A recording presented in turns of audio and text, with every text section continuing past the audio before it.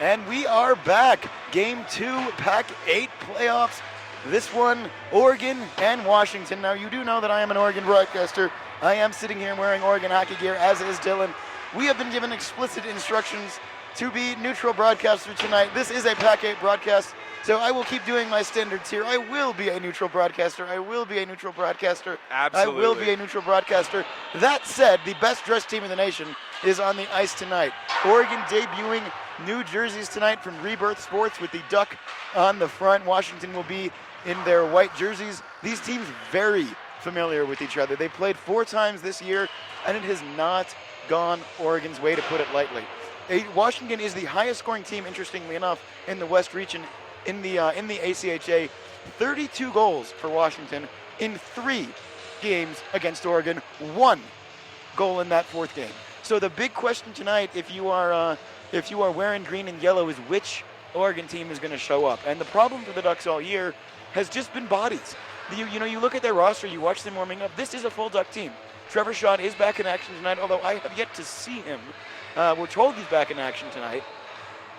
And if he is, it will be the first time that the Ducks have an entirely full roster since about Christmas. Yep. But even at an entirely full roster, as we do see Trevor there, so that's a confirmation, but even with an entirely full roster, Oregon's just at about 80% capacity this year. They just don't have the bodies, and the problem for them has been third period of games. We saw it against Cal especially. They can be going, in a game going into that third period, and then the wheels have just come off a couple of different times for Oregon.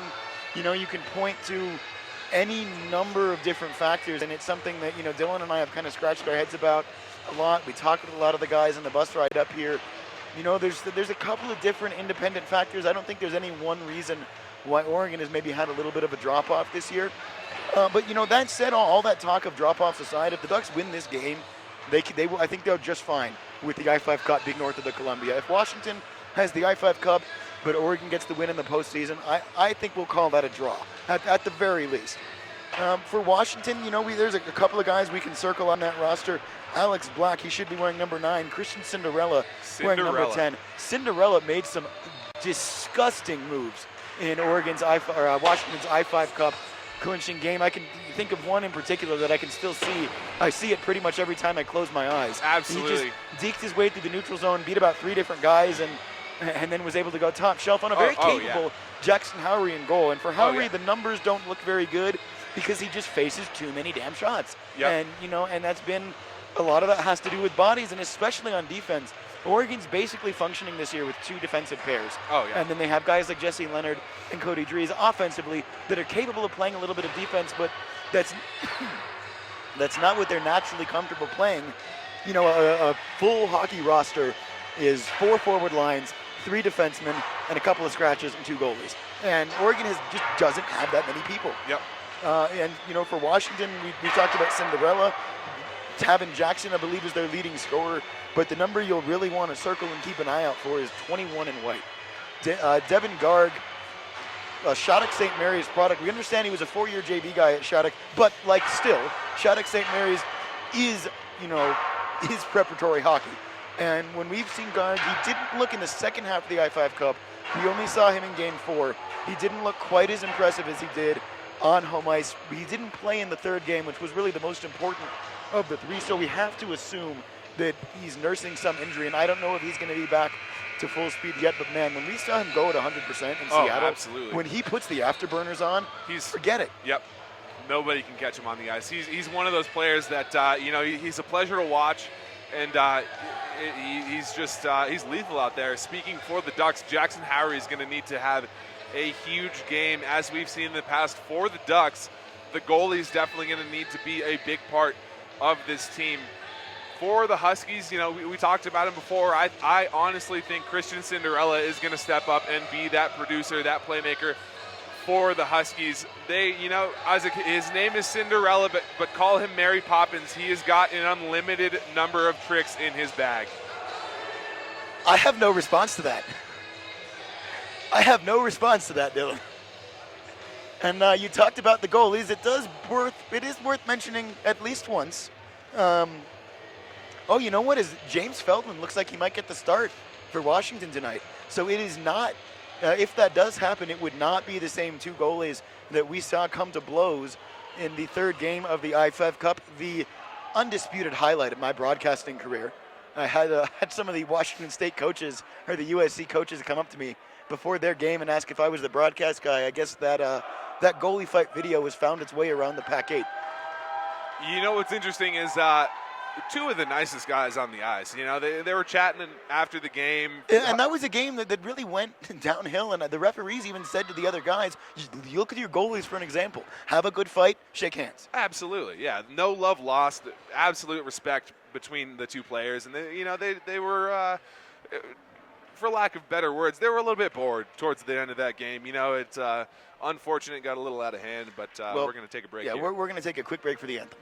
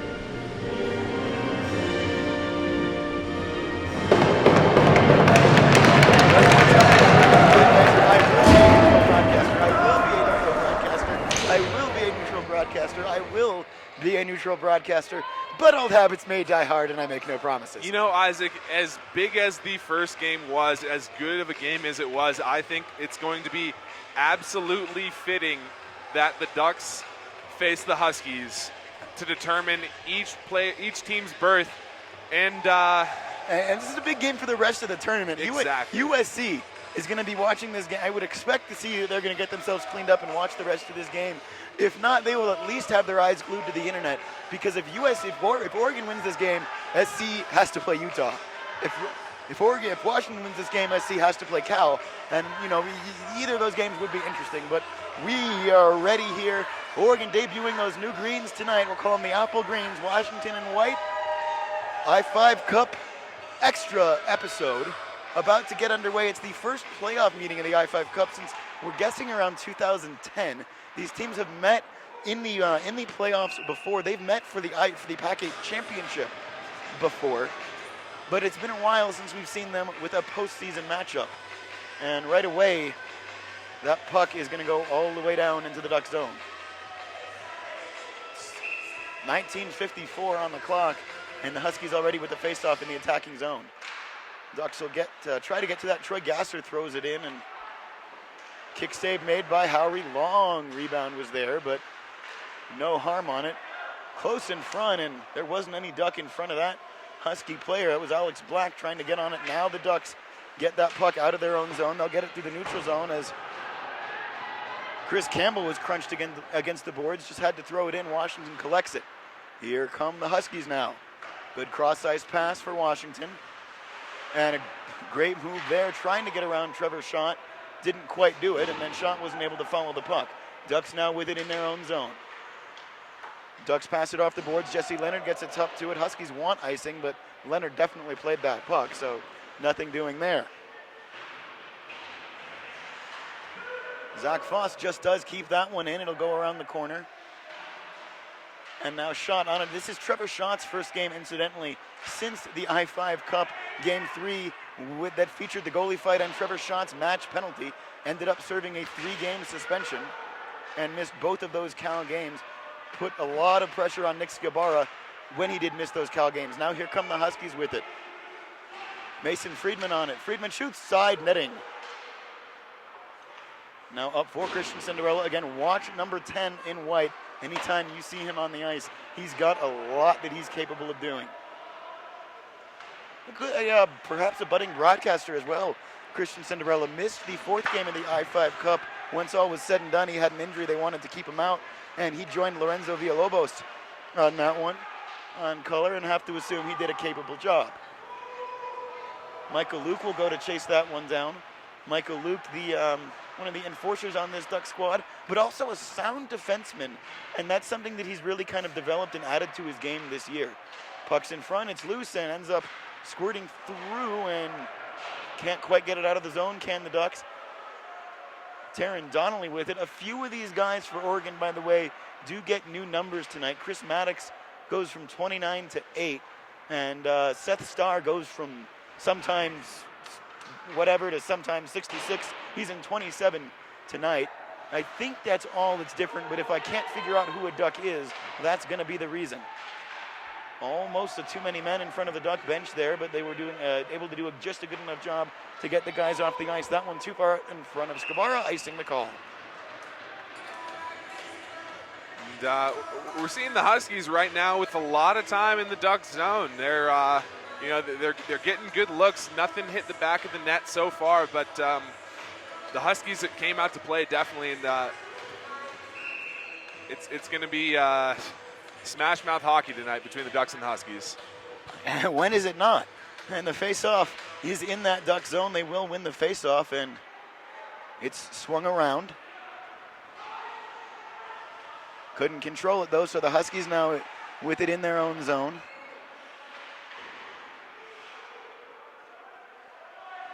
Jesse Leonard will go behind the net to make Washington think about it. And now Oregon trying to poke that puck away and take it away from the Huskies, but Washington collects it again. Through to the neutral zone, and now it'll go all the way around Karams the entire length of the ice. Darren Toller will get a touch to it there. Tried to get it to center, but no one there in green. Jesse Leonard now. Leonard makes the pass through and taken away, poke checked away from Chris Campbell there, and now icing again, as Campbell will be asked to return to the ice from whence he came. 16:31 left first period. Still no score. Ducks and Huskies on PAC-8 tournament I-5 Cup edition. So far, we're seeing both teams just kind of feel each other out. You know, what are each team playing with so far? Christian Cinderella, obviously a big hitter, a big player for UW. Ducks back with Trevor Schott, obviously one of the biggest pieces in that jigsaw puzzle. Always a great producer for that first line. And well, it's always interesting in the I-5 Cup. The Ducks shot that one through from about the blue line. Save was easily made by James Feldman there, but he didn't hold it, and the puck was loose, and the ref saw that, so he wasn't going to blow the whistle, and that gave Oregon a chance to kind of crash on Feldman a little bit. He realized what was going on, and he closed the barn doors on the puck, but keep an eye on that. Any kind of contact towards a goaltender, especially in a rivalry game, does have a way of raising the temperature a little bit as Jake Yale has to play back to his defense. Yale then a touch from Schott, and now it'll go back behind the net. Zach Foss out there. Foss, Yale, and Schott. I don't know that we've seen that exact combination of guys before this year. One thing that Coach Bill Leahy's done for Oregon this year is really mixed lines around a lot, and a lot of that's been by necessity as Michael Luke rather, doing Michael Luke things on that hit, separating man from puck. But Coach Leahy, as we were saying, has really shuffled the lines around. A lot of that's been by necessity. Here's Jake Yale. Jake Yale shoots, goes wide, and he goes into the net. That might be that's a penalty shot being awarded, I believe. That's what I'm seeing so far. This is interesting. Well, I don't know about that one. It looked like Yale probably got, if he got tripped, I think he got tripped after he took the shot. Yeah. And that's certainly an argument from Washington, although this is the point I've made many times. Matt Cleaton, by the way, is incensed that that's being called at all. Absolutely. You know, it's, I kind of saw that behind after the play, after Jake Yale got that away. But I think they've got a case. It's an interesting call. I don't know.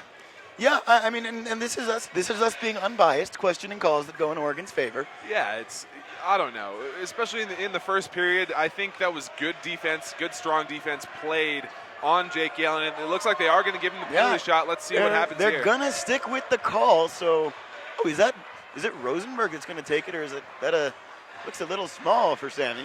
That is Jake Yale. So here is Jake Yale, 15:28 left first period, and the Ducks coordinator has a penalty shot. Yale with it now across the blue line. Thinks about a move. Another move, and a great save, Feldman. Great save by Feldman. Huge opportunity for the Ducks early on and huge momentum that could have been won, but Feldman just left no questions about it, was more than equal to it. And, it was great.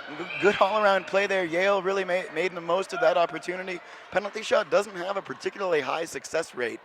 But that one looked for a moment like it might, but Feldman able to kind of give a moment, or give an opening rather, and then take it away at the last second, which is really the mark of a good goaltender, when you can give something and take it away. Pat Taylor goes for a big hit here. Taylor looking to replicate an excellent performance in last year's tournament. Shot there from the Ducks goes wide. Oregon turning it on a little bit here now, getting the hits are going, but Washington with the puck. 15 minutes now left in this first period. That one hit Sam Rosenberg, so it doesn't go all the way out. And Washington still trying to get the puck out of their own zone. That one just thrown by Joe Hoover. Why not? And nearly ended up squeaking in the back door there. Puck still loose in front, but Washington there first. And now they're on it, and now they'll comfortably move it out of the zone. Ryan Hammerin had it, but goes all the way down. Ducks trying to get to that one. And that's going to be huge for the Ducks. We see the Huskies have such speed that, the Ducks are putting a lot of pressure into their offensive zone. Their forecheck is coming out full force, but if the Huskies can catch them, that's going to be dangerous, committing that many men up front. And here's Joe Hoover with it now. Joe Hoover, who scored a goal with 0.8 of a second left to get Oregon its tie against Washington this year. Call him Joe .8. A game that was 1-0 for about half the game. Washington scored in the second period, and Joe was able to score with 0.8 of a second left, and then they played through overtime, and we expected we might see a shootout just for I-5 Cup purposes. It didn't happen, and Washington has taken the lead. Talk about hard angles, man. He threw that one right on. It looked like it squeaked 5-hole right through Jackson Howery's skates. He didn't even notice, and great awareness just to throw it on net. You can't score if you don't shoot. Well, Lucas Semke looked like number 12, had that goal for Washington. It's a 1-0 Husky lead.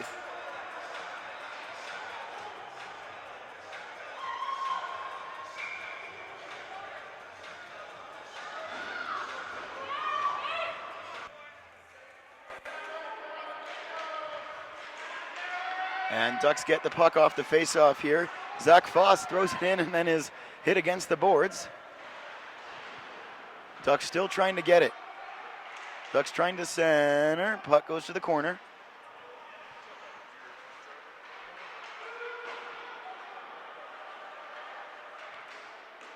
And that one goes the length of the ice. Howery will have to make a save, and it's a real quick whistle there, as it looked like Jackson was thinking about playing that puck, but the whistle goes. Yeah, interesting. The Huskies are really rolling right now. They've got a lot of speed. They've got a lot of momentum, especially after that first goal. Obviously, if you're the Huskies, you want to come out, and that's exactly what you want to do. You want to execute cleanly, as they've been able to do. They've been able to pass and really pass with purpose. As you can say, Ducks have been not doing that as effectively as the Huskies, and we see that on the scoreboard. So Washington again.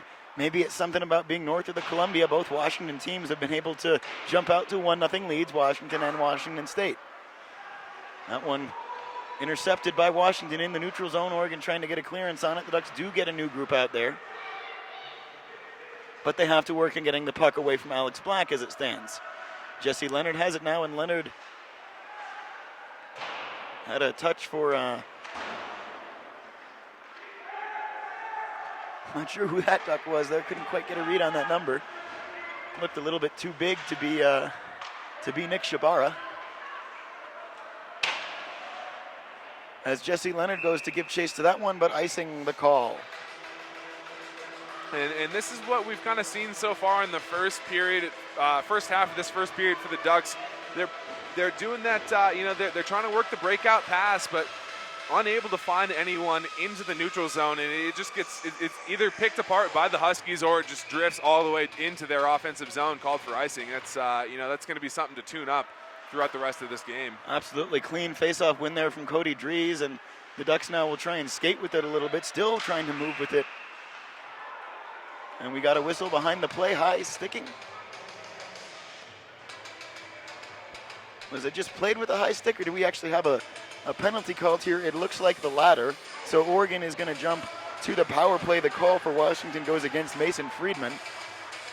And the face-off, as it will do, will roll all the way down into the Husky zone. Jake Yale will dig in for the face-off. Zach Foss out there. Cody Dries rounds out the offensive group. And Taron Donnelly and Trevor Schott will quarterback the power play on the point. Behind the net, Gasser lays a hit, and now Gasser gets the puck away and will just shovel it all the way down the length of the ice. However, he's got to tap it away. Donnelly will go to collect it.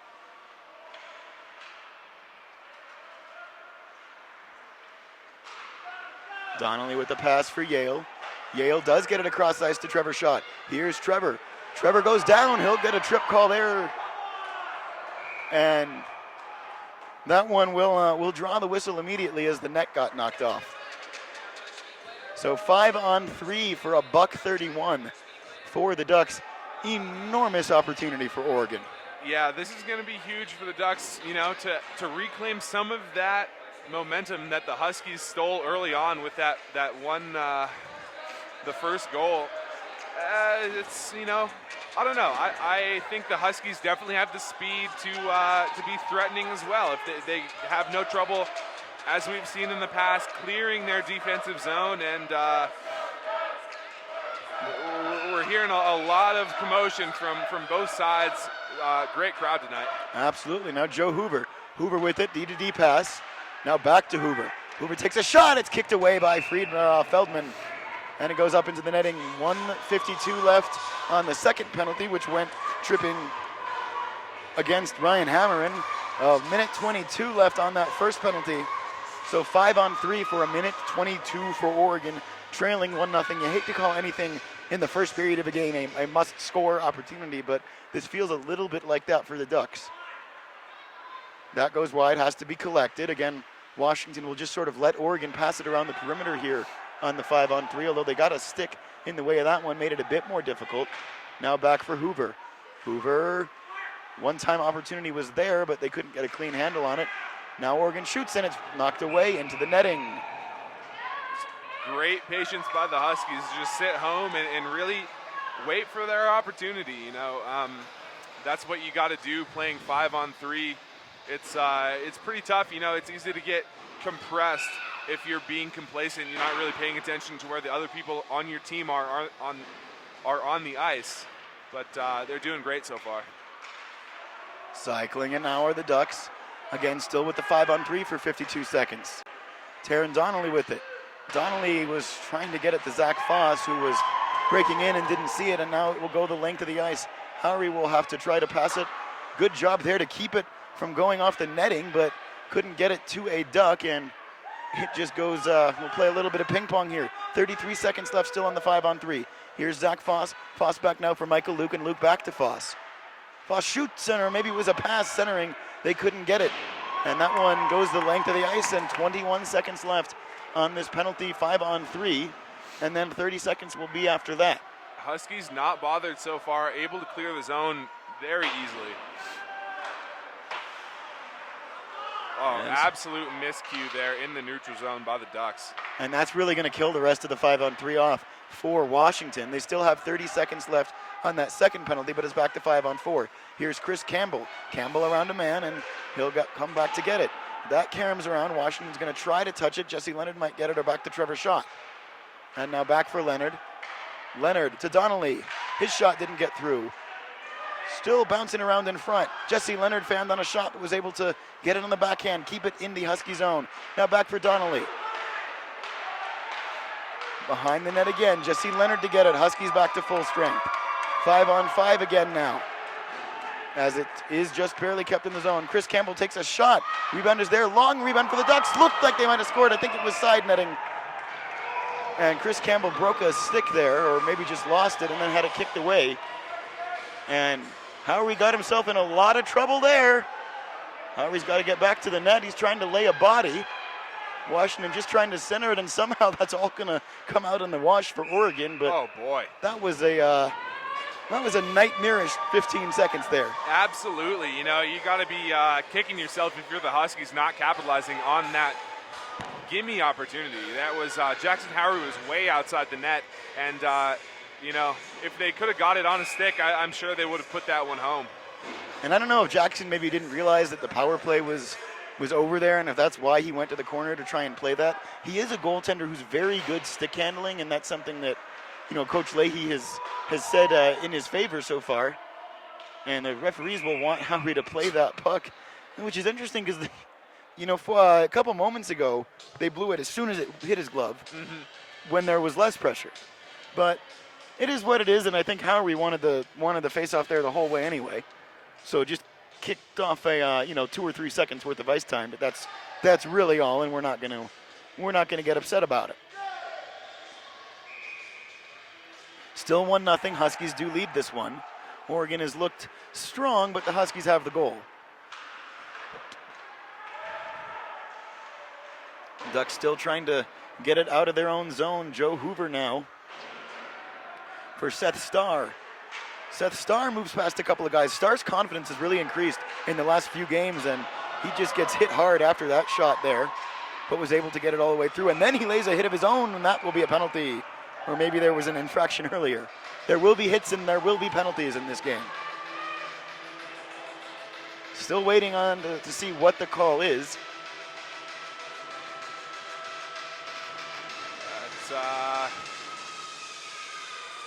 Looks like Cody Drees is skating toward the box. 17, Cody Drees. Didn't see the call, but if I had to guess, probably going to be roughing.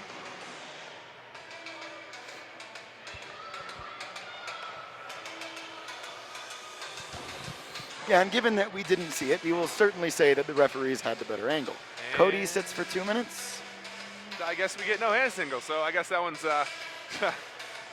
a mystery call. Make that one up. We'll assume roughing. Probably roughing. It's a choose your own adventure at home. If you want to dial in, go ahead and choose to do so. Still trying to get the penalty actually put up on the scoreboard. There we go. Scoreboard guys had a little bit of trouble tonight. But you know what? It's the first day. We're here. We're working out all the kinks. We are working out all the kinks. It is 2 minutes this time. We did see a 5-minute. We saw a 5-minute minor. 5-minute minor in the game before, so at least he's improvement. The game's all about improvement here. Well, now it's the Ducks that have to kill the penalty, and a good job by Oregon getting that clear immediately. Feldman now has to play the puck, and Washington in their own zone, setting up on the power play. Oregon with a little bit of that aggressive PK we've seen from them in years past. Not as much this year, but it has still made a few appearances. Zach Foss tried to clear that one out, couldn't get it cleanly. Sets right back up for Washington. Troy Gasser fires, save made Howery. And now the clearance from the Ducks one more time. $1:30 still left on the power play. Oregon gets a new group out there, as Chris Campbell does not seem to own a green shell yet.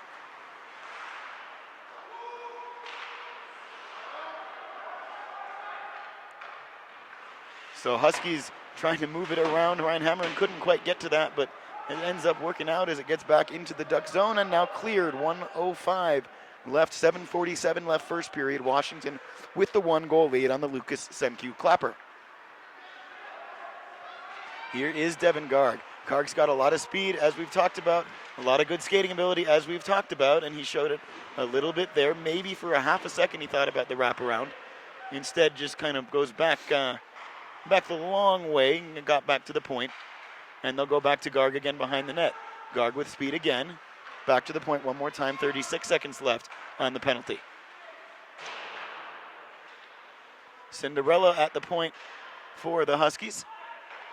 And they go back for Christian Cinderella. He fires it, though, again back into the corner. And Tavin Jackson poking it around a little bit. 14 ticks left on the penalty.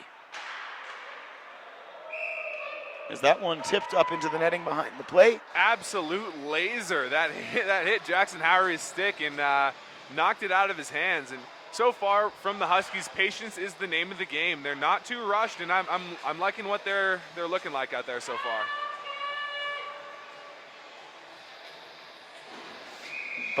Both sets of parents and fans making their voices heard tonight. They may have to be separated before the night is over. These teams so far doing a pretty good job of being well behaved. But, you know, things tend to develop closer to the third period. Joe Hoover knocks a man away to get to that puck, and Oregon will have a chance. Zach Foss tips it up for Trevor Schott. Here comes Trevor Schott. Schott with Yale, tipped away, but it will come back for Zach Foss. Zach Foss now in the corner, behind again for Yale, who couldn't control it. And now back out. Schott. Oh. Not sure what if he saw, maybe thought he saw something that he didn't there, but passed it for nobody. 6:17 left.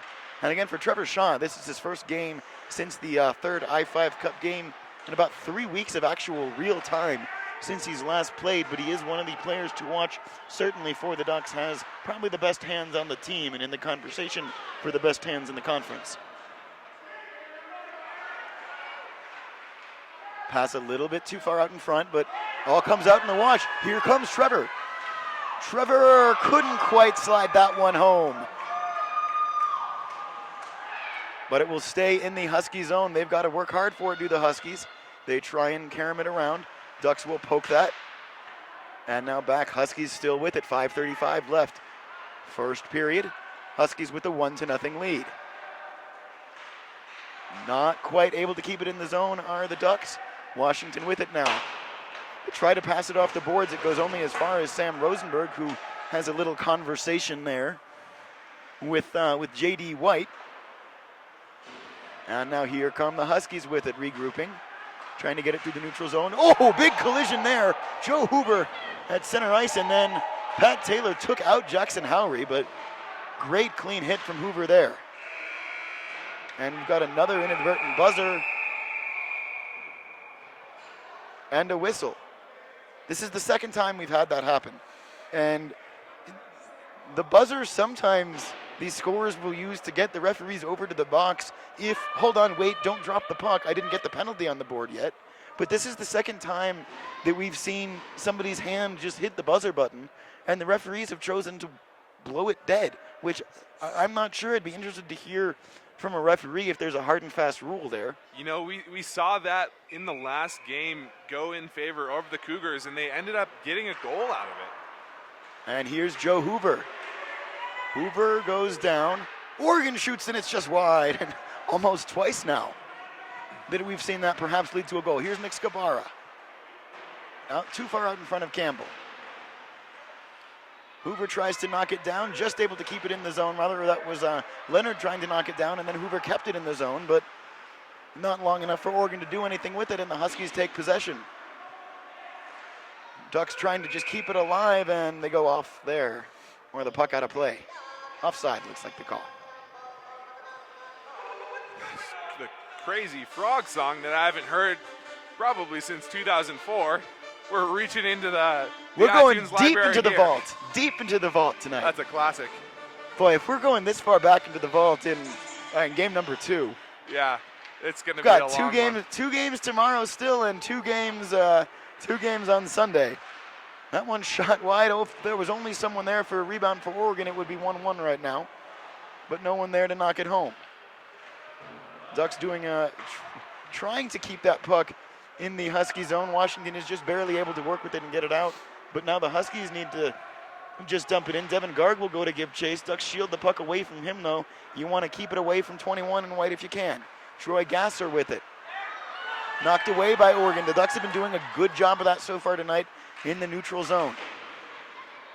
Jake Yale tried to keep it alive. Behind the net now for the Ducks, but Schott can't keep it cleanly. Foss trying to move it away. Gasser now with it for the Huskies with Jake Yale pursuing. Good turn from Jake Yale there not to get too lost.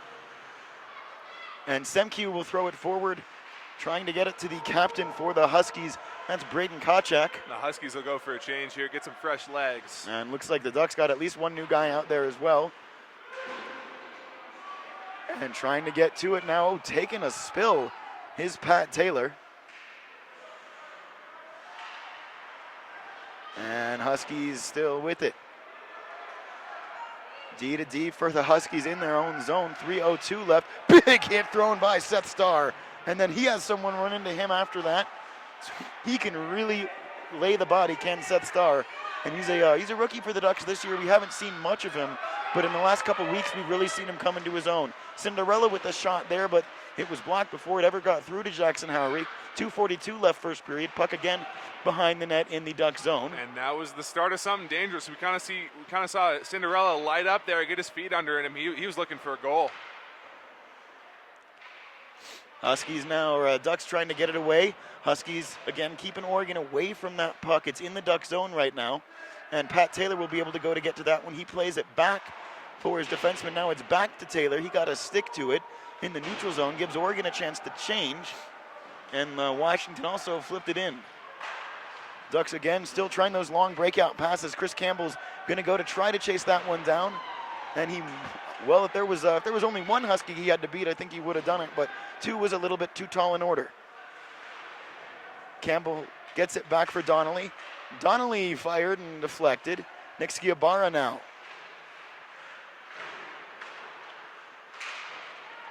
And Donnelly again will have to go back to collect this one. Donnelly for Campbell. Campbell just throws it at Feldman. Feldman will play it back for his defense, and Washington tries to set up.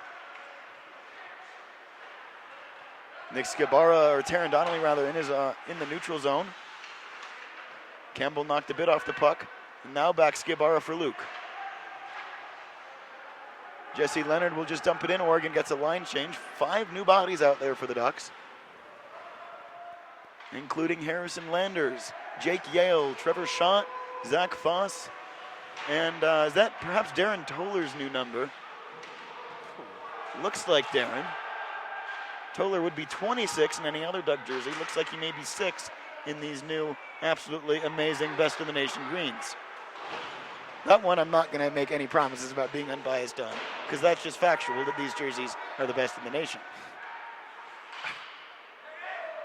Say what you want about an Oregon being a fashion show, but I like these.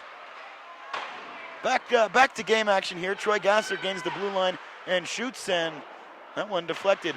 Another slap shot on the long rebound, as that was Tavin Jackson trying to find the back of the net, as he's done many, many times this season. But Howery was equal to the task. 31 ticks left in the first period. The 5th I-5 Cup matchup of the year, and the only one, really, at this point, that matters. You know, we've seen the Huskies, you know, we don't have the manpower to keep tallies on shots, but the Huskies have got quite a few more than the Ducks just by eyeballing it. Yeah, the eye test would certainly go to Washington on the shot clock. Although Oregon has had, it's not that Oregon has not had any sustained attack, which has been a problem for them at times this season. Here's Devin Garg. 21's not a guy you want to have the puck with a lot of space. Knocked away, and Oregon doing a good job, just kind of fire drill defense there. And that will do it for the first period of play. 1-0 the score, a very competitive, very even, and for by the I-5 Cup standards, a very clean 20 minutes of play. Absolutely. We will hit the mute button, and we will be back with you for the second period.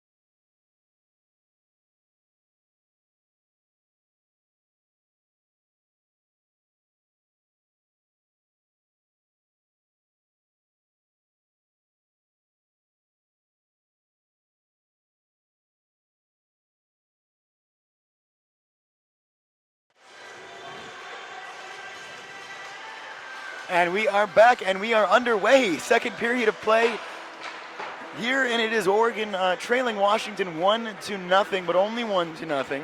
And again, as we've talked about a couple of times so far, this Ducks team is just a little bit or a lot bit short-staffed. They're at 100% capacity tonight, but their roster is just smaller. So this second and this third period of this game, very important for them as they will throw out the length of the ice for icing here.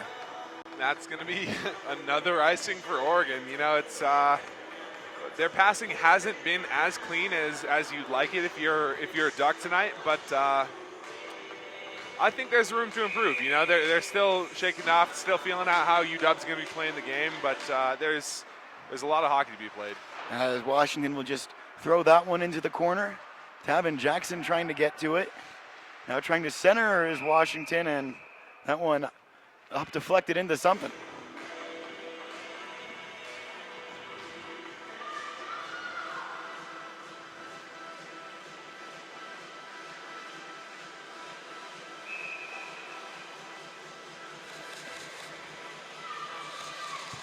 .19:33 left on that clock. Faceoff coming in the Oregon zone, and they'll get to it, but they can't hold control. Now the Ducks get it back D to D, and just onside is Washington. Trevor Schott, though, takes it away, and Trevor Schott will throw it toward the Washington bench. Troy Gasser to get it for Washington as that one up, and once again out of play. Does that sound like a broken record yet? That's definitely going to be the top story for just about every single game we play in this rink. Beautiful ice, very picturesque window. Yeah, the window, you know? we've complained about the window. The window's great if you're here in person. Oh, absolutely. It makes it a little bit to a lot bit harder to film, but the window is gorgeous if you're here in person. You get a nice view of some snowy evergreens in the background, and you really couldn't ask for much more. Nice natural light when there is light. But now it's Washington. Tavin Jackson and Alex Black. Bit of a 2-on-1. Black scores. It's a great centering pass to Black, and you know, it was wide open on the left side as Jackson Howard was playing the puck carrier. Just perfect centering pass. You couldn't ask for more on that one. Trevor Schott was trying to get back on D there, but just wasn't quite able to catch up as Black makes it 2-0. And again, the problem for Oregon this year has been responding, not maybe when they're down 1-0, but when they get down 2 or 3-0, and there's the possibility for it to get away from them. Many times this year it has. So right now, down 2-0, basically an entire hockey game left. You know, two full periods for all intents and purposes. 2-0's not over by any chance. But the Ducks have struggled a little bit when they've gotten hit in the mouth this year. And Christian Cinderella going for the knockout there, but how are we able to make the save? And that's kind of what's happened here so far tonight. The Huskies have come out and they've skated fast. You know, so far they've been looking a lot cleaner as far as passing and shot attempts go. The Ducks, to get back into it, you know, definitely can't hang their heads and can't lollygag at all. They got to play their game plan to a T and just keep on playing. And right now they'll have to go D to D there. Chris Campbell with the touch. Campbell gains the red line and has to dump it in. Feldman a brief touch for his teammate. Now Oregon still with it. Ducks trying to center back for Campbell. Campbell put it down and took a shot, and it goes wide.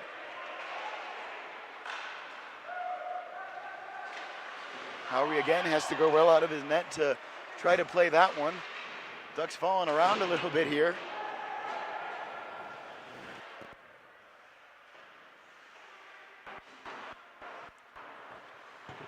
And now again, dumped in. Campbell with the touch, hit off the rear end of Troy Gasser. And Washington now in their own zone, but with the puck. Back for Gasser. Gasser with the A on his chest, one of the captains for Washington, along with Braden Kochak and others. Joe Hoover gets to that and has it poked away, and now we'll try and move up ice for Jake Yale. Jake Yale will take a huge shot, and it goes high and wide, but Harrison Landers can't keep it in. Here's a big opportunity. Breakaway opportunity for Washington. Good save, Howery. 17-15 left, and it's still a 2-0 game as we've got two skaters and a referee going down there. And now here come the Ducks. Oregon now with an opportunity. Great stick move there. Back in there, Yale's there. And That's somewhere. that's somewhere. Unfortunately, it does not appear to be in the back of the net. Oh, is that a glove save? What a glove save right there. That was a dangerous chance for the Ducks, and momentum-wise, that's just a huge save. Yeah, there are some saves that are as big as a goal, and I think that was one of them for Washington. Obviously, it doesn't increase the lead, but big opportunity for the Ducks, not able to get it past Feldman, who is a large man between the pipes, and I think that had as much as anything else to do with that save. There was just more of him.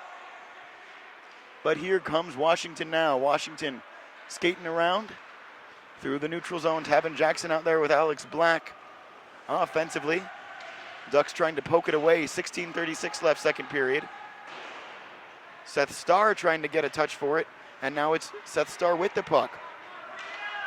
Starr tries to get it through for Pat Taylor, but it's intercepted, and then Starr takes it right back for the Ducks. Here comes Oregon. Pat Taylor with it. Taylor crunched against the boards, and he has to go back around. That one will go the length of the ice and will be icing against Washington with 16:07 left in the second period. Oregon's definitely, they're trying to respond. They're out there skating hard and they got their heads up looking for that pass into the neutral zone, and it's coming off a little bit better so far. They've had an amazing scoring chance in this second period. They're starting to turn it up a little bit. And that one will just be chipped into the equipment of Feldman, and we'll do it all again with 16:04 left, second period.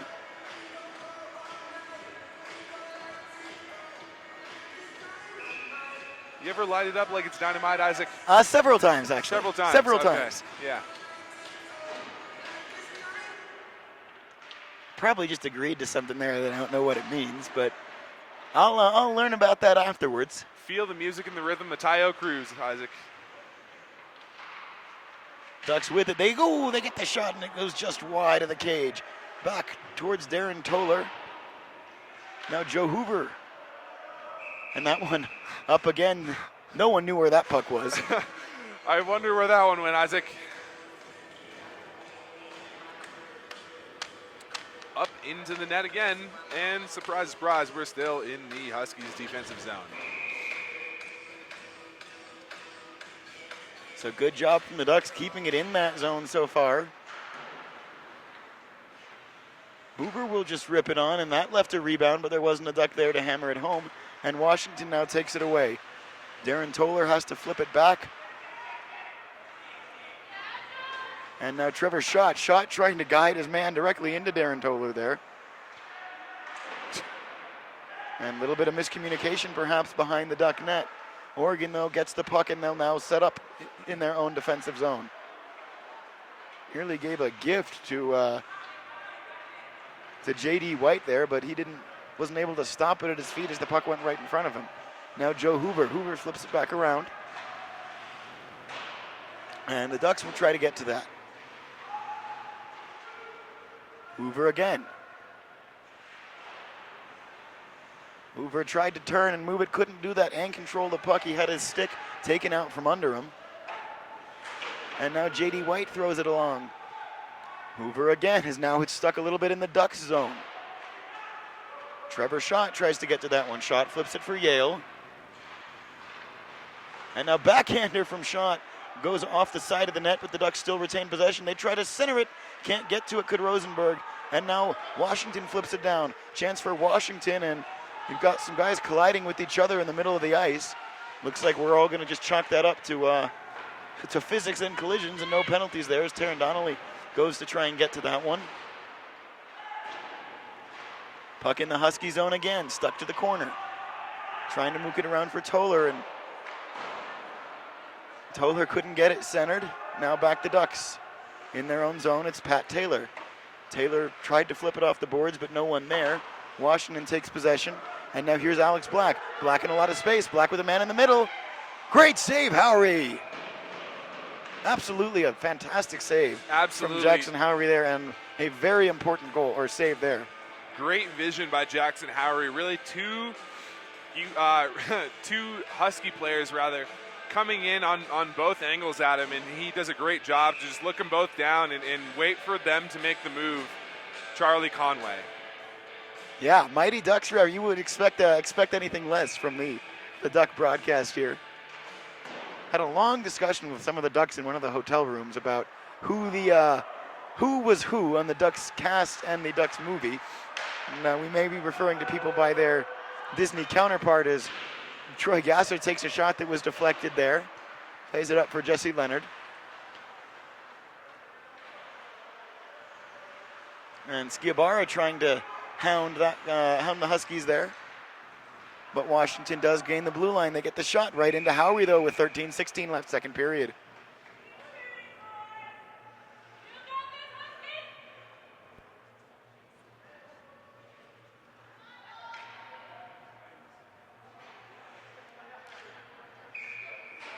So again, just over 13 minutes left in this second period. With a win tonight, Washington runs into Utah. With a win tonight, Oregon, though, would get Cal on the basis of Cal being the highest seeded team and Oregon the lowest seeded team. If they win, they'll get Cal. Oh, great poke check there by Trevor Schott. That saved the goal, certainly. 12:57 left, second period. Penalty coming up against the Ducks. And they'll try to get the touch on it there, and they do. It's interesting. USC thought this, based on their Twitter, thought this tournament was a straight bracket. They determined immediately after their win that they would run into Cal tomorrow, which, based on what we're seeing right now, is not inaccurate, but also not the way the tournament is designed.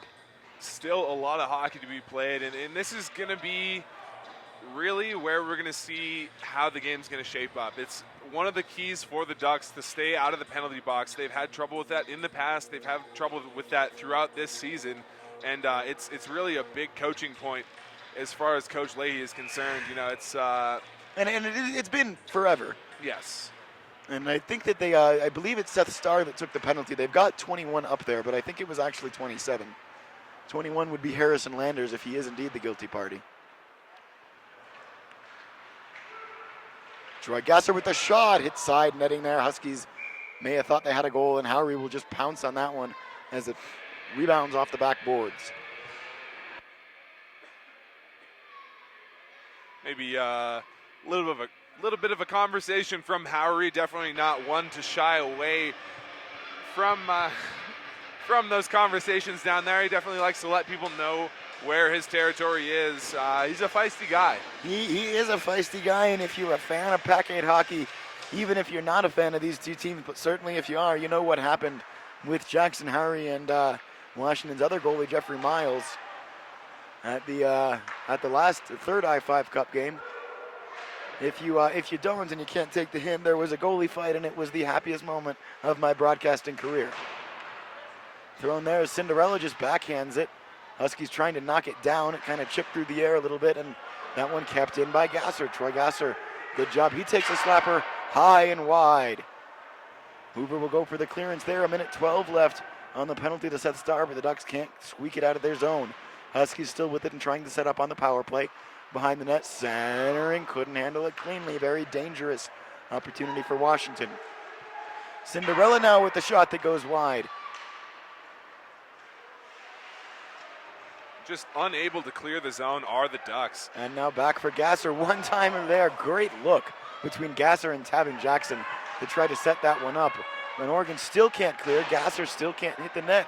Goes wide again, and now the Ducks get a clearance, and they'll get a line change, as will Washington. Gasser probably should have taken an extra second to think about that one, as it drifts just well wide of any player on the ice. It's rather unfortunate.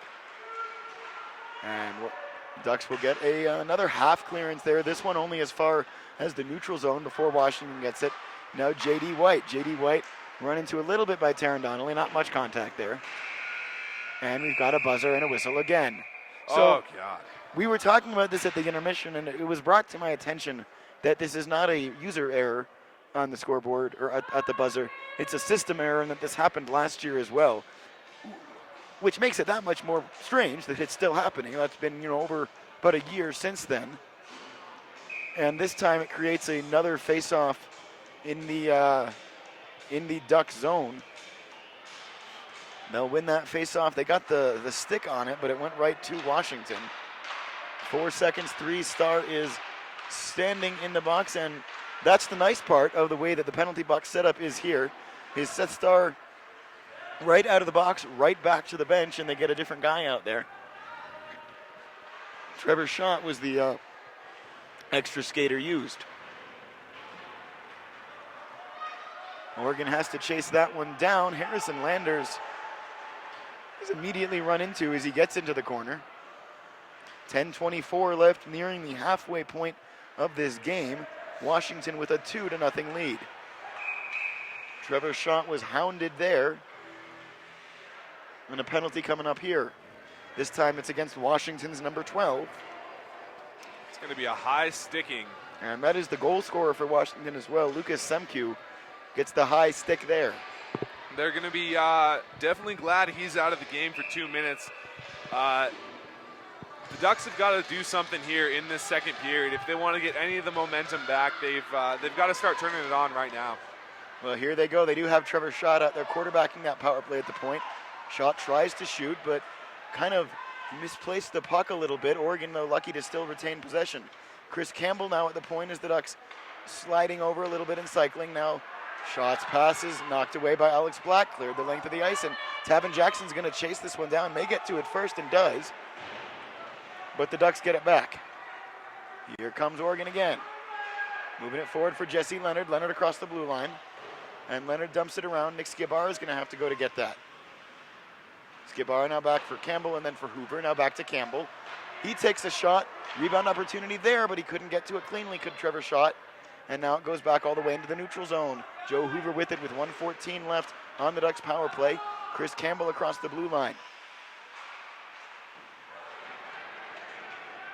And squirts out again. Joe Hoover has to go back to get it. 9:19 left, second period, so officially beyond the halfway point in this game. Oregon yet to score. Washington with 2.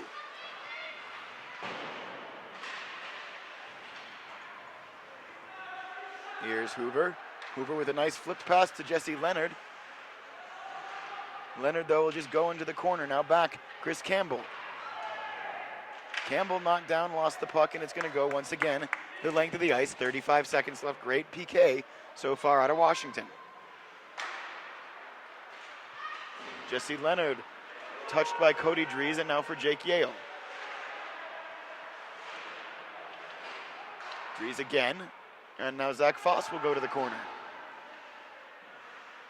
Zach Foss tries to turn around, keeps the puck, kept in by Oregon. They take the shot.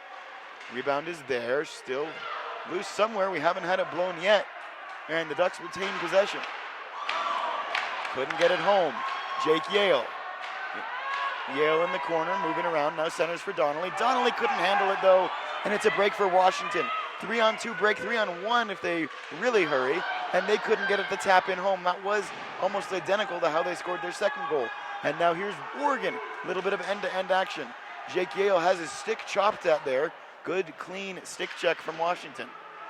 Back for Harrison Landers. Landers circles it around. And big collision there involving two of the bigger guys on the ice. Washington got the better of that one. Donnelly has to go to chase that one. And now Cody Dries with it. 7:35 left, second period. Ducks looking for that first goal.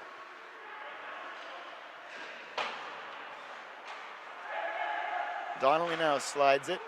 Touched by Pat Taylor's stick, and Taylor's going to go to chase that one. Taylor centers it. It ends up loose, and good effort there from Pite on that play. Big hit thrown there, or attempted thrown hit by Michael Luke. I think it was mostly just Luke colliding himself with the boards. That one is going to be gloved by Howry after the slap shot from the blue line by Braden Kochak. 7:01 left. What's got to change for the Ducks, Dylan? You know, Isaac, that's a great question. So far, we've kind of seen the Ducks spending a little bit too much time in their defensive zone. Obviously, we've talked about passing not being very crisp for the Ducks yet. That's consistent throughout the neutral zone, defensive zone, and the offensive zone. I think they're kind of spending a lot of time running the puck right into the boards, and you'd like to see them cycle it as well as Washington State did. But, here we are. Michael Luke with a shot there that was deflected in front but wide by Chris Campbell. And then Campbell throws a big ol' hit, but Washington's going to retain possession. Now Jesse Leonard. Leonard behind the net for Skibara. Here comes Scooby, now back for Darren Toller.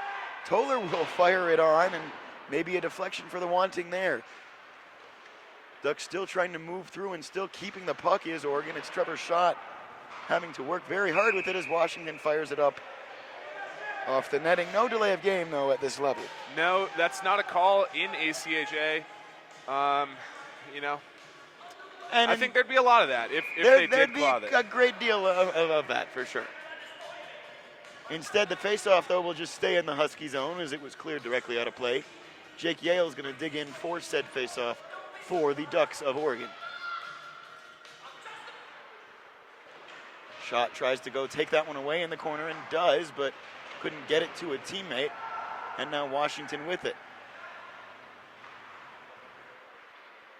Washington trying to move it out, and they do, but Oregon may, and it looked like they might, but then Tavin Jackson won the race to it, and then Jackson is hit through the middle by Joe Hoover. Good clean hit from Joe. Great. We've seen Joe Hoover lay the body on a couple of people so far in this game. It's kind of been a focal point for him so far, and I think that's good, getting people fired up and really letting them know you're there. Joe Hoover, one of the senior guys on this team. If they're going to look to a few players, Joe Hoover's definitely one of them to get them amped up. And here's Schott through the zone. Trevor Schott is run into himself, and that puck out of play again. Oh boy, big hit late on Schott, and he's not feeling too well right now. Taking his time skating back to the bench. Schott is one of those guys that word gets around about him around the conference. He's one of the most talented players in the conference. He's also been known to speak a little bit sometimes, and maybe there is some extra motivation, particularly for a team like Washington, when they get the opportunity to lay a body on Trevor. We do get a penalty coming up here, though, and it does look, for every indication is that it will be against Oregon. I guess I didn't see that one. What happened there? I didn't see the penalty. I saw the penalty call, and I saw a Husky player lying in front of their bench, so generally an indication. Can't see that. Sammy Rosenberg, he's going to get the gate here. Interesting. Sammy gets those penalties sometimes just because he's big. I wonder if maybe that's what happened there. I couldn't see that, obviously, as the ref has his back turned to us. Could be a roughing, possibly. I feel like we would have been able to identify a rough if you put the arm out, so I have to assume maybe boarding. Yeah, that's probably what it is.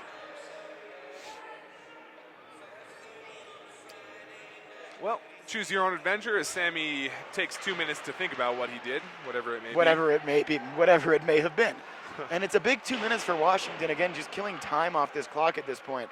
The Huskies with a 2-0 lead, 4:55 left in this second period.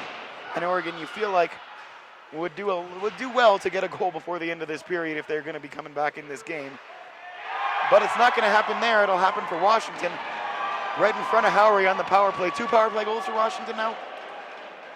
Yes, that is correct. That is the second off of a power play for Washington. And then, that's something, like I've said, we've seen from the Ducks consistently throughout the years and consistently throughout this season.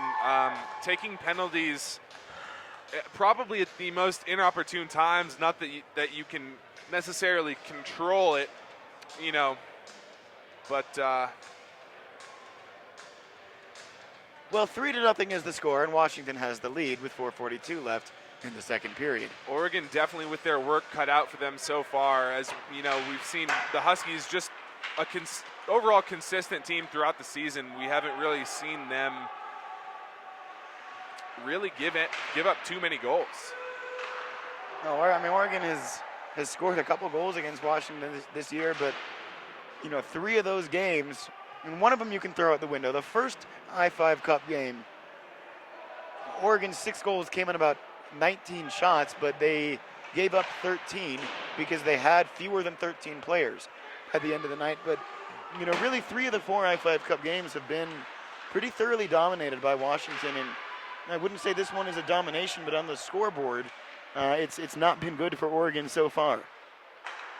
That can change, though, and it can change in a hurry. It just takes one moment. And that's the moment the Ducks are trying to manufacture here. It will be thrown the length of the ice for icing, and they'll get a face-off in the Husky zone. And this'll do good if they can get a goal here off of this face-off. It'll be big momentum-wise for them to at least end the second period with anything at all on the board other than penalty minutes. As unfortunate as it is to say, that's kind of the way it's been unfolding so far. Well, the Ducks get that face-off win. Darren Toller trying to keep that one in. It's one piece of Darren Toller's game that has exponentially improved this season. Absolutely. Is his ability to keep that puck inside the blue line. It was, it was something last year that I think really frustrated him, and it was, a lot of those moments where Oregon would have something good going in the zone, it would squirt back to 26 at the blue line, and he'd be in the right position, and he would just find a way to bounce over his stick. And this year, it really hasn't been a problem for him. So, you can't say enough about the effort that he's put in. For my money, that aside, just the most improved player on this Ducks team from last year to this year. Ducks are starting to throw the body around a little bit here, and one of the referees doesn't like it. It's going to be on Cody Dries. I'm not entirely sure what I don't know what that signal was, but I guess what do you do? Maybe we'll find out. I think that's a rough. Yep. Which is a penalty that, as long as there has been an Oregon hockey broadcast, we've been critical of roughing penalties because it just seems like when a referee thinks, oh, that was a big hit, a lot of times they'll end up calling it a roughing, and there doesn't seem to be a whole lot of rhyme or reason to it. But I am a neutral broadcaster. And we're back. I think it boils down to, same exact thing as hybrid icing. I just don't understand. Yeah, I'll chalk that one up to the people that are paid to understand it. Exactly, yeah. So Jackson my Howery taken out of the play there by a Husky that was sliding in. Nothing malicious, but certainly would have been enough to nullify a goal, you would have hoped. And now we get a penalty against Washington. Can't tell if it's going to be Friedman or Tavin Jackson that took it.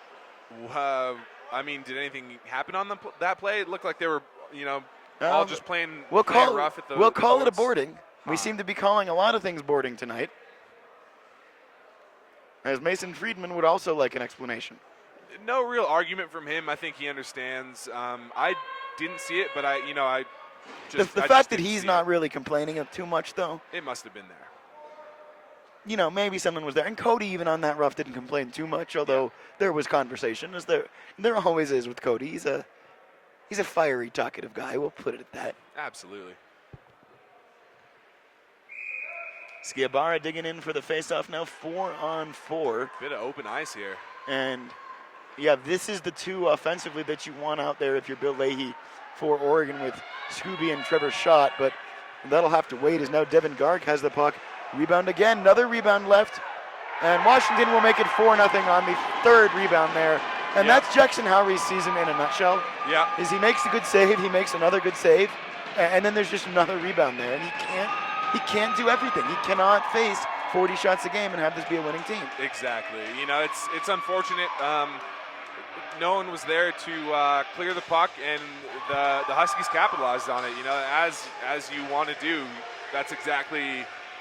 As a hockey player, that's exactly what you want to do. Throw pucks on net, hope for a rebound, and get those easy chip-ins. It's perfect.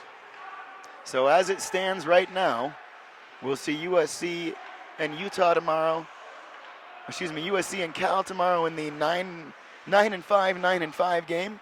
We'll see Washington run into Utah, and Oregon will play Washington State in a full slate of games tomorrow. Remember, the 5th place game making its debut here at the PAC-8 tournament.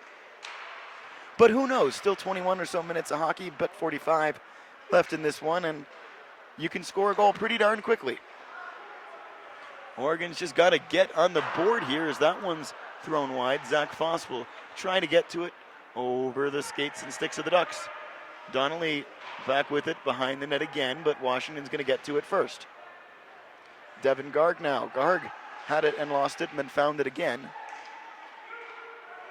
1 minute 17 left in this second period. 17 seconds left on the penalty to Cody Dries, and then Oregon will have a very abbreviated power play. But Washington trying to center again, and that one sticked away, nothing doing there. 4-3, 2-1, and Dries is out of the box, but Yale will just dump it in, and Oregon will not get the immediate power play. And the Ducks, I don't believe, have 5 guys out. There we go. Okay, now we're all good. As Landers tries to chase that one down.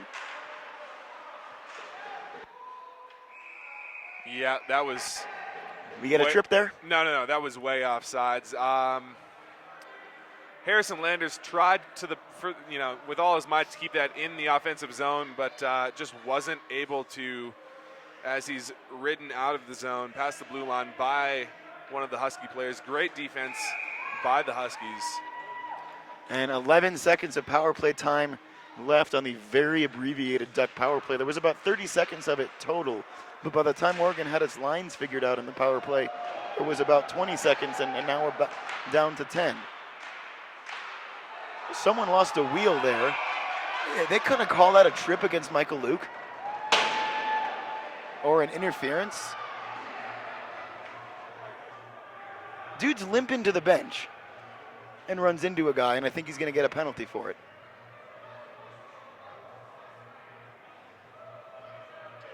I'm supposed to be nude. I don't understand that one for the life of me. There was a collision, but looked like one of the refs picked up something off of the ice. Might be missing something from his skate, and I think that's kind of what's going on for Michael Luke. Yeah, it looks like a piece of his steel might have cracked off. That is not good. So Luke loses a wheel and runs into somebody trying to get himself back to the bench, and that's a malicious act that's going to cause a 2-minute penalty. You wonder. And maybe it's just a reputation call against 18. Maybe there was something more than I was able to see there, but that one we did have a pretty good look at. And I don't know if the ref missed him fall, and that's why. But that seems a little bit strange. As it stands, though, we can't do anything about it now, and Oregon is going to have to kill off this penalty, which is something that, boy, have we said that a few times this year. And 1 second, that will do it for the second period of play. So we will take a break and be back with you for the third period.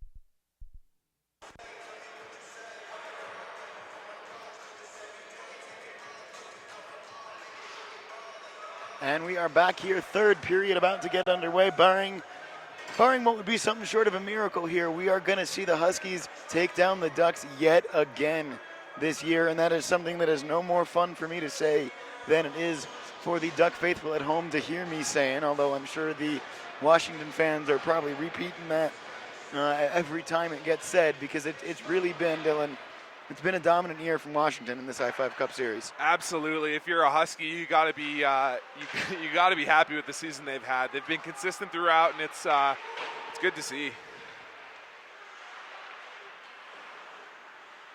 So Cinderella now. Cinderella will take a slapper from the blue line. Huskies going for the deflection. Not able to knock that one through. Cinderella with it again. Cinderella just outside of the reaching stick of Nick Sciabara. Cycles it around now. Backhanded for the Huskies. Tavin Jackson trying to get to it. And here's Gasser. Gasser slides it for Cinderella. Cinderella back to Gasser, who one-timed the shot, didn't get a good handle on it. Stick does stay intact, though. He'll give it a grip just to make sure. And another one-timer there as Washington's trying to make it look pretty now. Up 4-0 in the third period, 19:05 left. And still on the power play for 37 seconds are the Huskies after Michael Luke's interference call. And we have to hope that Michael Luke was able to get his skate fixed.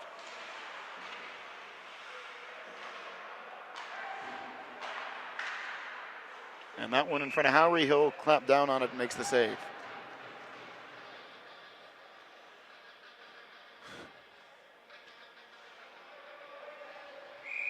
And is that Sam Rosenberg there? Is that what you're trying to point at, Dylan? Oh no, I was pointing to the fact that they, or is he just sitting they on the decided bench? to turn off the heaters for everyone here. That's good to see. And we had a heater for the second period right over us, and I guess they decided we were not worthy. Ladies and gentlemen, we've gone cold. The truth in that statement. Here's Washington now. Washington cycling it around again. Still 2 seconds of power play time. Now it's killed. Luke to the bench. And it does look like he's got both wheels back under him. Semkew hit hard there, and the Ducks trying to move out. They couldn't handle it cleanly, though. Losing control of that one was Rosenberg. Or, excuse me, Yale there. 17:56 left. That one chipped up, just stays off the netting. And Taron Donnelly goes back to collect it. Donnelly slides it across. Now it's back for Donnelly. And up, deflected once more. 17:44 left in the ballgame.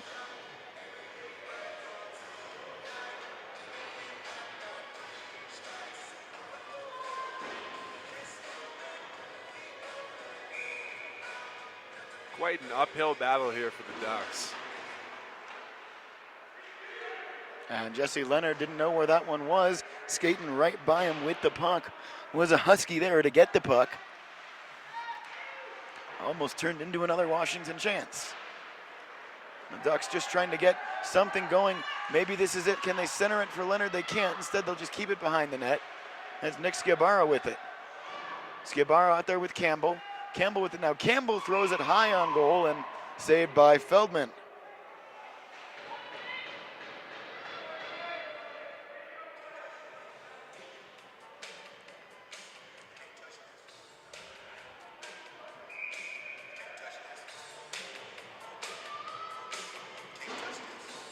So face-off coming up now, won by the Ducks. They'll get it back around to Donnelly.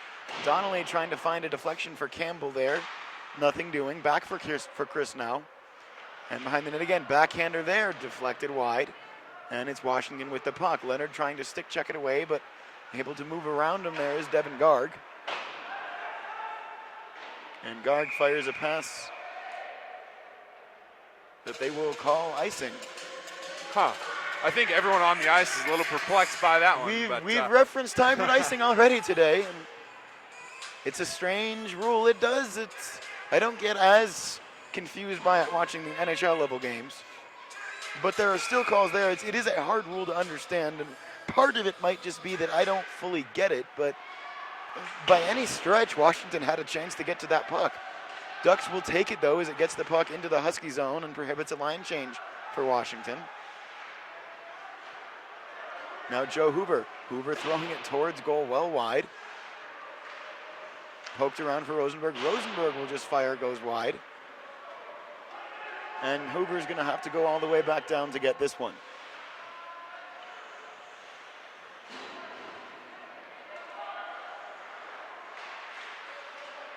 Husky falls down there. Hoover again goes back to collect it 4-0. Still the score for Washington.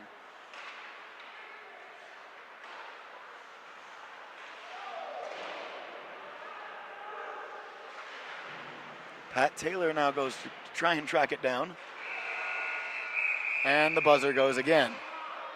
It's the fourth time tonight. It's been a pretty much once a period occurrence. You know, that's pretty frustrating for all teams involved. You know, especially the Huskies. This is the second time now for them that it's going to result in a face-off in their zone. And I think Oregon won both of those face-offs. Interestingly, the Ducks were not able to do what Washington State did and turn that face-off into a goal. And in fact, this is dumped for Devin Garg, and don't think it doesn't look dangerous just because Garg couldn't get to it cleanly. Now back for the Huskies. Thought about a slap shot, took a slap shot. Loose in front and knocked away. Collected a little bit by the Ducks, and they can't get the pass on the breakout clean to Yale.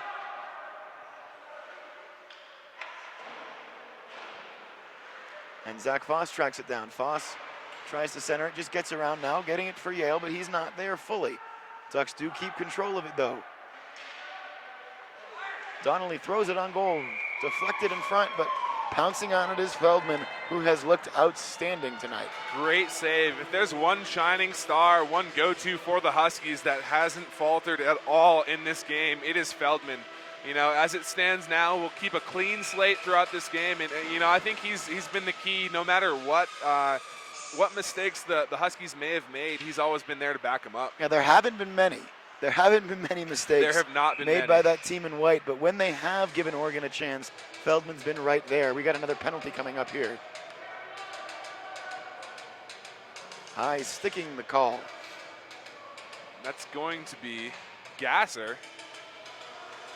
So that's the Ducks to the power play.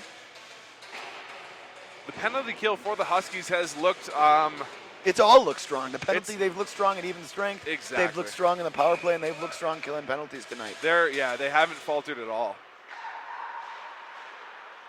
Chris Campbell rips that one around. Washington will get to it. They'll try to clear, and it squeaks past the Ducks. Great clear by the Huskies. All the way the length for Howry. Howry back for Landers.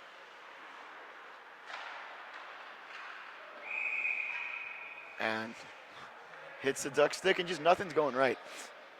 Yeah, that's an unfortunate. On the breakout, on the power play, they get the clean pass, and it bounces off the stick and goes up and into the bench. And that's going to be a face-off because of where everything happened, all the way back in the Ducks' zone. So just, you know, the littlest things are not going right for the Ducks tonight. The only thing they've had in their favor has been the fact that they look better and the horn. Other than those two things, which really don't go a lot for you, it's been a rough night for the boys in green.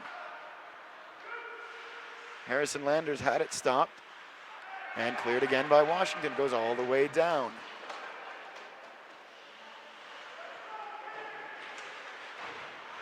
Ducks can't complete that pass.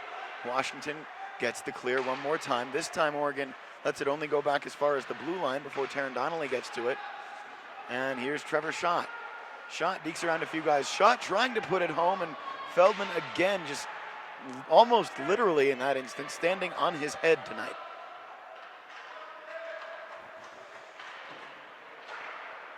Zach Foss.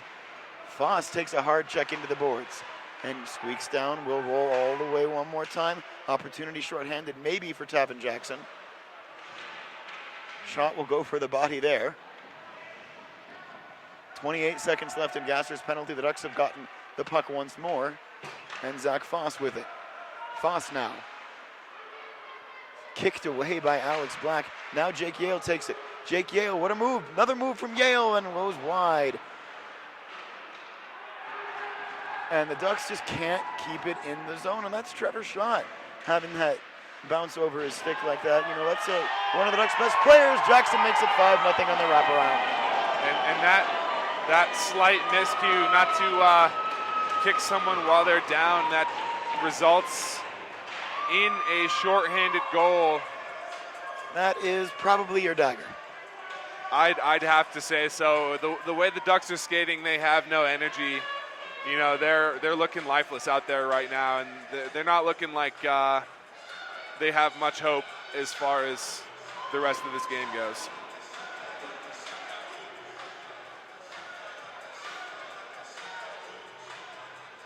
Face-off coming up.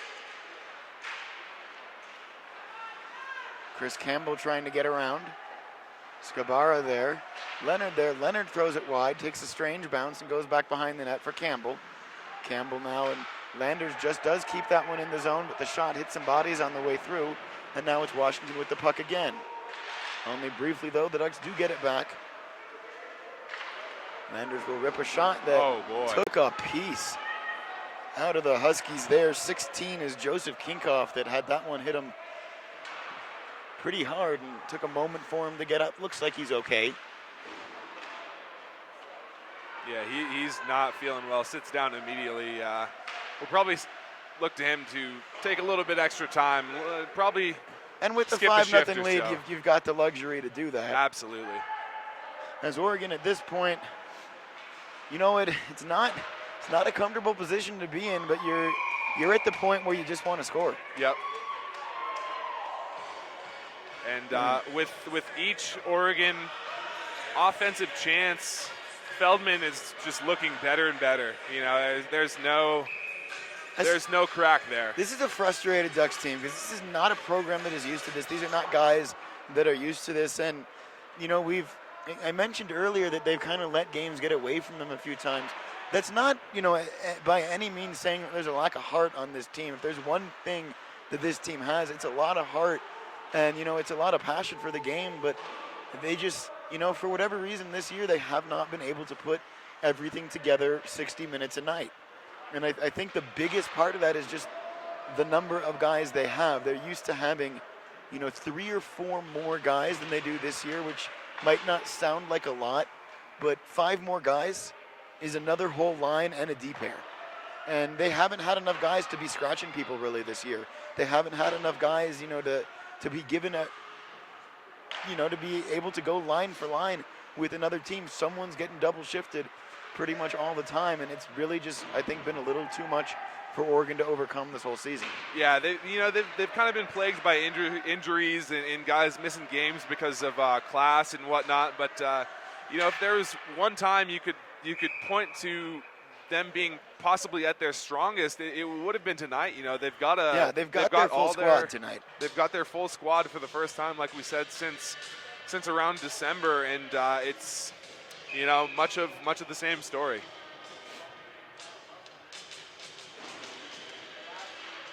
And credit to Washington too. This isn't supposed to be an excuse train for Oregon. The Huskies have come out and they've played fantastically well. They've played as a cohesive team. Oh, absolutely. They've moved the puck well. They've been excellent on special teams. They've been excellent at 5-on-5, and they deserve every bit of this lead right now. Oh, 100%. I don't think you could point to any error in the Huskies game tonight. They've come out fired up. They had, they were skating hard the entire time, and they executed to a T exactly what they wanted to do. Ducks have taken another penalty here. And this is kind of where you can point to not taking penalties. Being down 5-0, it's frustrating, but probably not as much as 6-0. Yeah. And way less than 5-1. Exactly. And these are the times that they really call on Jackson Howery to step up, and that's incredibly unfair to a goaltender. It's asking a lot, especially of a freshman goalie, with someone who's as talented as Jackson Howery and has as much promise as Jackson Howery. Even still, having to stop that many saves, some are gonna go in. Statistically, it's impossible to stop everything. Howery's save percentage this year which is not a not a statistic you can put a lot of faith in at this level because most rinks don't keep an accurate shot count. But the prep material that we got from Matt Coma has Howry's save percentage at about 820, which is, it's not great. But at this level, it's really not a bad save percentage. Yeah. But he's faced too many shots, and that's been the case all year. Oregon has spent too much time in their defensive zone, and Howry's been facing, he's been making 30 saves and giving up 8 goals, and that's not a position that he should be in.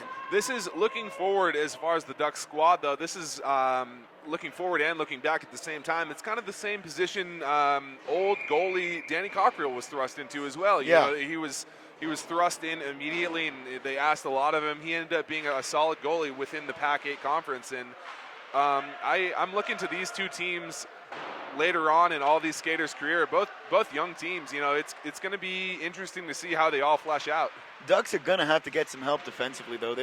This team is almost entirely a junior squad. There's a few sophomores, a few freshmen, and 3 seniors, but one of those seniors is Donnelly is a senior, is he not? And Donnelly, one of the defensemen, and it's already a small unit, so they're going to have to figure something out as Oregon's taken another penalty here, and Cinderella's made it 6-0, and it's a chance to be bigger than that. Great shot by Cinderella, and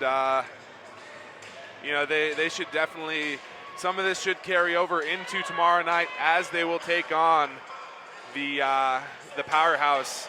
And who knows what Washington can do against Utah.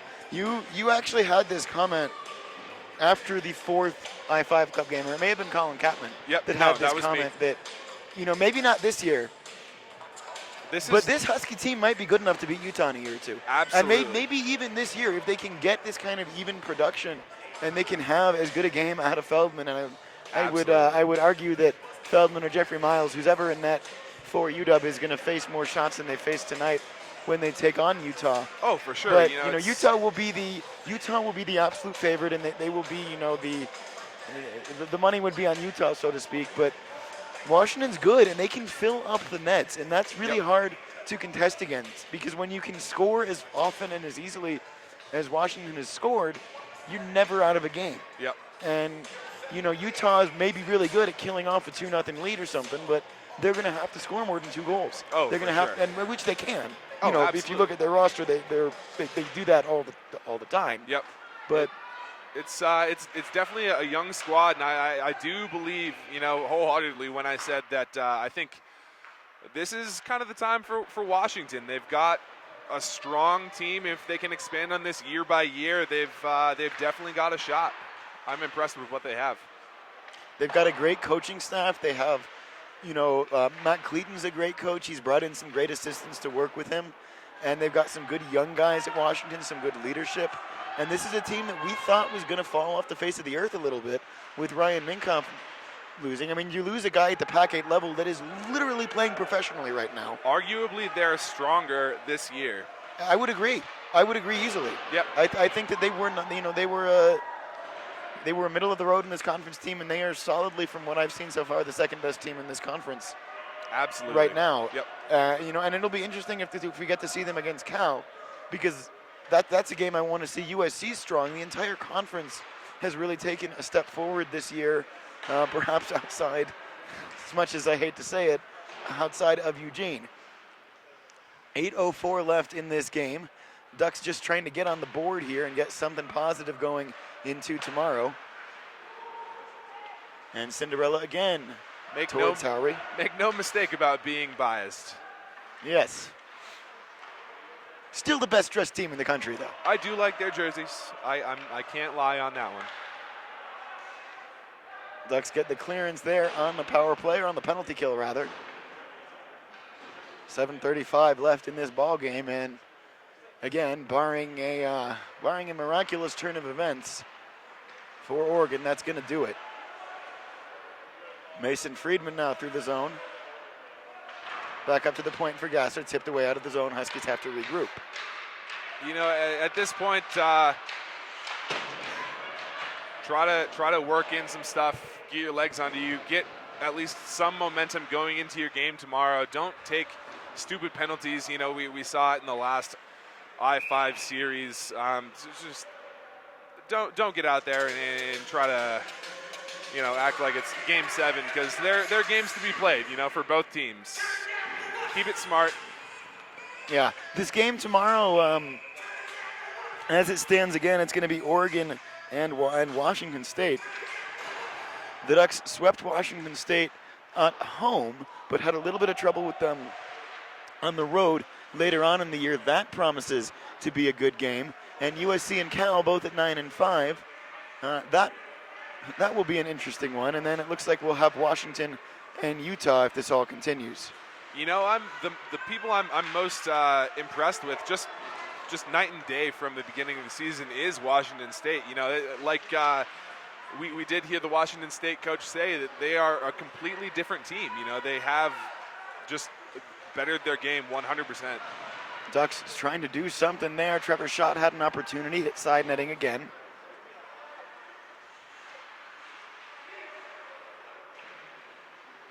As Seth Starr is running through there, separated from the puck.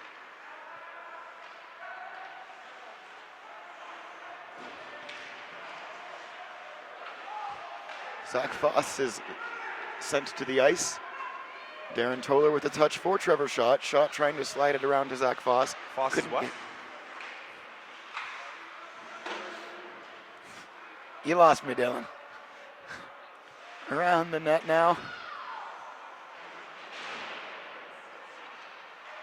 And Schott with the interception. Schott trying to find Zach Foss and couldn't. Zach has to go back to get it. Left with no other option but to just chip it behind the boards. Now it's Yale. Yale back deflected, and big collision there again at center ice. That was Cinderella and Michael Luke. 5:15 left on the clock. And a glove save from Feldman. Easy glove save by Feldman. Maybe a bit of an overreaction there by number 5. But, you know, he's protecting his goalie, so they will do that. They will do that. Hockey players are known to protect their goaltenders. That's a huge no-no. Anytime anyone even looks like they're thinking about even looks at your goalie. Yes. Feldman, another great save. You know, he's had a hot glove, and he's been hot all night. You know, I'm looking to him to really step up and be the star tomorrow against Utah. And he's going to have a good game to really get the edge. Yeah, he's going to, if whoever plays for Washington tomorrow against Utah, whether it's Feldman or whether it's Jeff Miles, is going to need to have the best game of their season. They're going to need to stay out of the box themselves. They're going to need to rotate the puck and do everything that we've seen they can do. But, you know, who knows? I mean, Washington has looked really, really good this year. Yep. I do not like saying those words in that order, but they have looked really good this year. Absolutely. You know, I'm hopeful. I like their, you know, last year the Ducks had their shot against Utah, and this year UW will have their shot against Utah, and it'll be an interesting game tomorrow. We'll see what'll happen. And referee's going to try and maintain control here. Looks like some matching minors given out. We'll play 4s for 2 minutes. It's Cody Dries sitting down for the Ducks. And 36 in white, which is someone, if I'm not mistaken. It must not be 36, because there is not a 36 in white. We've seen the score guys get numbers wrong a couple times tonight. That looks to be number 17 in the box. Nowhere near 36. Oh, where I flipped up read the wrong sides of the scoreboard. It is Chris Campbell and 17 on the other team. Cody Dries is 17 for Oregon. 17 in white is Simon Machulik. Wishful thinking, perhaps, looking at that scoreboard and wanting home to be Oregon. Donnelly to Schott. Schott. Puck ends up behind the net somehow, and the Ducks can't keep it in the zone, and it's going to go the length of the ice, and we got a penalty coming up. Looks to be Trevor Schott. Well, Washington is arguing a lot for a penalty that would be against Schott. I do have to assume it's against Washington. Washington fans not happy either. You'd think they would be all right with the score is what it is. You know, I'd say play Feldman tomorrow. He's been looking really good tonight. He's yeah, and I like the way he's playing. hot goalie is important in a Exactly. tournament. You know, It's not that's well, no, you're right. It is on Trevor Schott. yep. That's gonna be Trevor Schott. It's Oh, honestly. and did they give matchings again? I think there's two guys in the matchings again. Schott and Matulik as the referees are. They've probably seen the tape of what happened one of the last time these two teams played, and they're just grasping to any semblance of control over these guys. Yep. So 3-on-4, which doesn't make sense because there's two penalties being served by Washington. There's 4. Oh, we got 4-on-4. So 4-on-4. Had a duck got lost behind Joe Hoover there. Math sometimes is hard. It is hard. Math is a complicated subject. Anyways, like I was saying, I guess I am a part of the camp that, you know, you see a goalie pitch a shutout in a game the night before. I say keep him in there. You know, not to say both goalies for UW aren't great, which they are. You know, both very capable, both of equal skill set. I'm just that's kind of my 2 cents for whatever it's worth, which is not a whole lot. And again, 4-on-4 there. Shot for Oregon off the face-off, goes wide. 3:55 left now. Ducks again just trying to get on the scoreboard, do something positive going into tomorrow. But it's not looking very good for them so far. Hoover's going to have to chase this one down.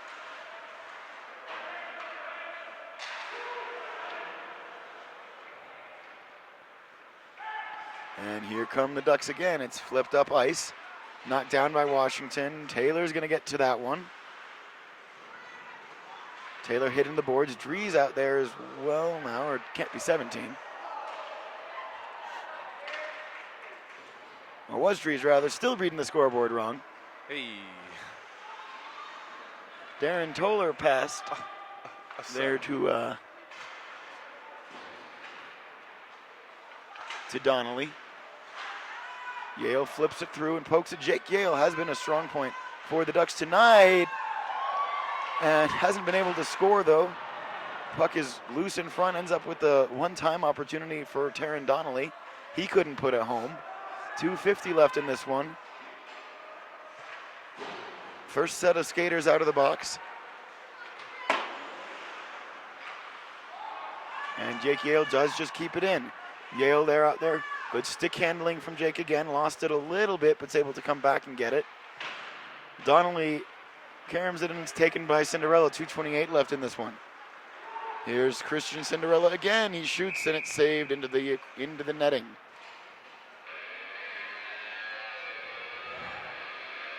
Uh, 19 seconds left on those two matching minors. And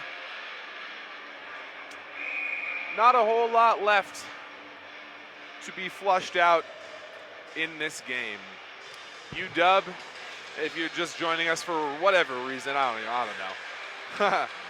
Handled this game quite cleanly from start to finish, and that's going to be another penalty. And that one's the right call again.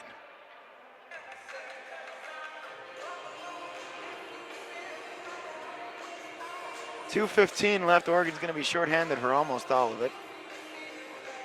And it feels like you could say that for much of this game, and it's been the Ducks getting in their own way. Yeah, it's the same, well, I guess. Stop me if you've heard that one before, Dylan. I wish I could say it was the same story as Washington State, but, you know, Washington State looked strong through 2 periods. The Ducks not able to get anything going. The first was okay for the Ducks. The first period was strong. They were 1-0. It looked like it was not going to be a game that devolved into this. Yep. And a couple of power play goals in the second period, a couple of power play goals in the third period, and that's how you develop a 6-0 scoreline. Absolutely.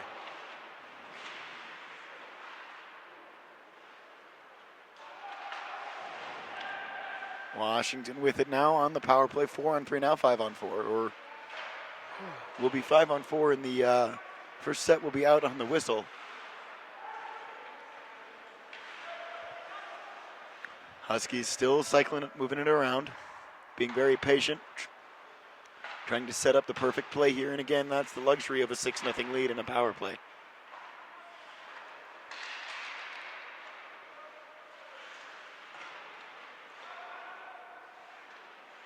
Thrown on goal again, and a save made by Howery again into the netting.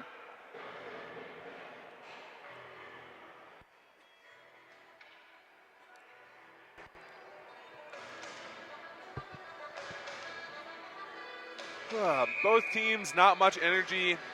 Ducks, rough night for them. Huskies looking on tomorrow. Mentally, I'm sure already in the back of their minds getting ready for Utah. They will have their work cut out for them, as Utah has been and historically has been a powerhouse in the PAC-8 tournament, PAC-8 conference. Utah has appeared in the PAC-8 final every year that they've been in the PAC-8. Yes. They haven't always won it, but they've always been right there, and they will get that bye into the semifinals tomorrow, where they will face this Utah team. We get another buzzer. Hey, why not another one? Just anything to prolong the agony for the Ducks right now. What's that?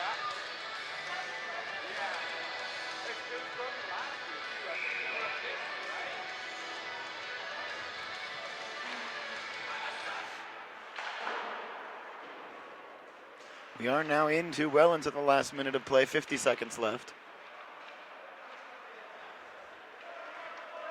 And credit 100% for this one to Mr. Feldman. He has, he's somebody who he's a strange goalie, because you look at him in warm-ups. Yep. He's huge, he's a little tall and awkward. You think he's got a big 5-hole, and then he takes it away from you. See, I think that's his strongest suit. Is Feldman has been a rock of the team so far tonight, and we see that almost every single time. He shows wide 5-hole every single time down the ice, and then just slams it home. And he's a great goalie. I look to him to really do well in this tournament. And that's 10 seconds left, and I think we're all over but the crying here. Huskies get it to Garg. Garg will go back in his own zone. 3 seconds, 2, 1, and we're out of here. Absolutely great game from the Huskies. Yeah, dominant performance by Washington. Hats off to James Feldman. A shutout at this league, in this level, in this setting, is not something to rub your nose at. So Washington played absolutely well. Oregon, unfortunately for the Ducks, did not. Both of these teams will play tomorrow. Oregon will play for a 5th place game. Washington will play for a berth in the PAC-8 championship game. Signing off after 2 games today for Dylan Lee, Josh Hafley on camera, and Bella Manning producing. My name is Isaac Rosenthal. Thank you for joining us. We will see you tomorrow.